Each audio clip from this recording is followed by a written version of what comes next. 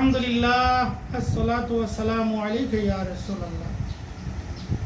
I began in the name of Allah, the kind, the merciful. সম্মানিত মুসলিম জনতা, আপনাদের সম্মুখে একটি গুরুত্বপূর্ণ বিষয় নিয়ে হাজির হয়েছি। আমাকে এক ভাই কুমিল্লা থেকে প্রশ্ন করেছেন, মৌলানা হাবিবুর রহমান বেলালী, কয়টি গুণ দেখে নারী বিবাহ করা সুন্নত? ইসলামী শরিয়ার বিধানে, ইসলামী শরীয়তের বিধানে 4টি গুণ দেখে নারী বিবাহ করা সুন্নত। এবার আমরা জানতে আগ্রহী 4টি গুণ কী কী। সহিহ বুখারী শরীফ হাদিস নম্বর 5090, সহিহ মুসলিম শরীফ হাদিস নম্বর 1467, সুনানে আবি দাউদ শরীফ হাদিস নম্বর 2047। হাদিসের আরবি ইবারত হচ্ছে, আন আবি উরাইরাতা রাদিয়াল্লাহু আন আন্না রাসূলুল্লাহ সাল্লাল্লাহু আলাইহি ওয়াসাল্লাম ক্বালা তুনকাউন নিসাউ লি আরবাইন লি মালিয়া ওয়ালি আসাবিয়া ওয়ালি জামালিয়া ওয়ালি দীনিয়া ফাসফার বিজাতিদ দিন তারিবাত ইয়াদাক। হযরত আবু হুরায়রা রাদিয়াল্লাহু আনহু হইতে বর্ণিত, তিনি বলেন, নিশ্চয় আল্লাহ রাসূল সাল্লাল্লাহু আলাইহি ওয়াসাল্লাম ইরশাদ করেন, 4টি গুণ দেখে নারীদেরকে বিবাহ করো। 1 নম্বর, লি মালিয়া, নারী ধনী হতে হবে। ওয়ালি আসাবিয়া, নারী বংশধর হতে হবে। ওয়ালি জামালিয়া, নারী সুন্দরী হতে হবে। ওয়ালি দীনিয়া, নারী দিনদার হতে হবে। তারপরে আল্লাহ নবী বলছেন, ফাসফার বিজাতিদ দিন, 4টি গুণের মধ্যে দিনদারিকে প্রাধান্য দিবে।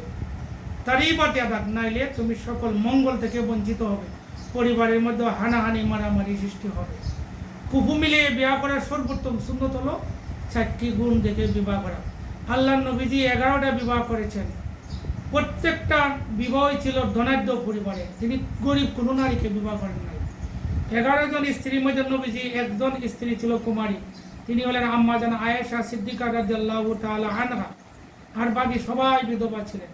তাহলে নবীজির বিবাহের ক্ষেত্রে সর্বোত্তম সুন্নত হলো বিধবা নারীকে বিবাহ করা, আর কুমারী মেয়েকে বিবাহ করা নবীজির একটা মাত্র সুন্নত।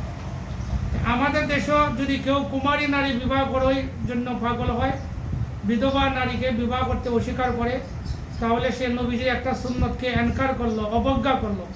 এই কারণে সে সুন্নি হতে পারবে না। নামাজ, রোজা, হজ, যাকাত, টুপি পরা, লম্বা দাড়ি রাখা, এগুলোর জন্য শুধু ইসলাম না। লম্বা দাড়ি, টুপি, পাগড়ি পরিধান করা, এগুলো শুধু ইসলাম না, এগুলো হচ্ছে ইসলামের আদর্শ, বাহ্যিক আদর্শ। ইসলামের মূল আদর্শ হচ্ছে চরিত্র এবং তার ঈমান।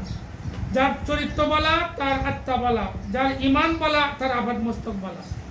যার ঈমান সহি না, যার চরিত্র সহি না, তার নামাজ, রোজা, হজ, যাকাতের কোনো ভিত্তি নাই। সহিহ মুসলিম শরীফের 59 নম্বর হাদিস, সহিহ মুসলিম শরীফের 59 হাদিস, হযরত আলা ইবনে আব্দুর রহমান রাদিয়াল্লাহু আনহু হতে বর্ণিত। আল্লাহ নবী বলেন, আয়াতুল মুনাফিকি সালাসুন, মুনাফিকের আলামত 3টা। ওয়া ইন সামা ওয়া সাল্লা ওয়া জামা আন্নাহু মুসলিম, যদি মুনাফিকে নামাজ পড়ে, রোজা রাখে, ধারণা করে আমি একজন খাঁটি মুসলমান, তবু সে মুনাফিক। তাহলে বোঝা গেল, ঈমান এক জিনিস, চরিত্র আরেক জিনিস, আমল আরেক জিনিস। যার ঈমান সহি, যার চরিত্র সহি, যার আমল সহি, সেই আল্লাহর ওলি, সেই আহলে সুন্নাত ওয়াল জামাত, সেই সুন্নি।